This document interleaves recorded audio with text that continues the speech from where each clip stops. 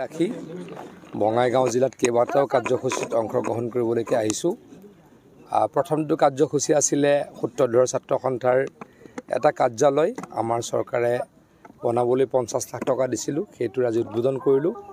দ্বিতীয়টো কাৰ্যসূচীত আমি অংশগ্ৰহণ কৰিলোঁ। ইয়াতে কমতাৰপুৰ স্বায়ত্তশাসিত পৰিষদে এটা অতিথিশালা বনোৱাৰ কাৰণে ব্যৱস্থা কৰিছে, তাৰ আধাৰশিলা স্থাপন কৰিলোঁ। অলপ পাছতে বিশ্ববিৰজনৰ স্মৃতিচাৰণত কেইবাখনো সভাত অংশগ্ৰহণ কৰিম।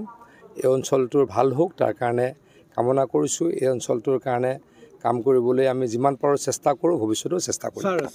আজি এই পবিত্ৰ দিনটোত দীৰ্ঘদিনীয়া সমস্যা কোচবংশীসকলৰ জনজাতি সমস্যাসমূহ আমি পৰ্যায়ক্ৰমে সমাধান কৰি আছোঁ। কিছু জনজাতিকৰণৰ ক্ষেত্ৰতো আমি খুব দৃঢ়ভাৱে আৰু খুব সতৰ্কমূলক ব্যৱস্থা হাতত লৈছোঁ।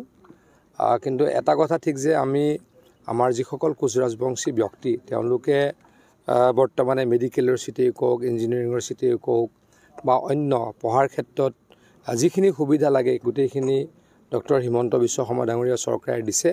পৰৱৰ্তী সময়ত তেখেতলোকে যাতে অনুসূচিত জনজাতিৰ মৰ্যাদা পায় তাৰ কাৰণেও আমি খুব চিৰিয়াছলি কাম কৰি আছোঁ। ভাবোঁ যে সোনকালে এই কামটো সম্পূৰ্ণ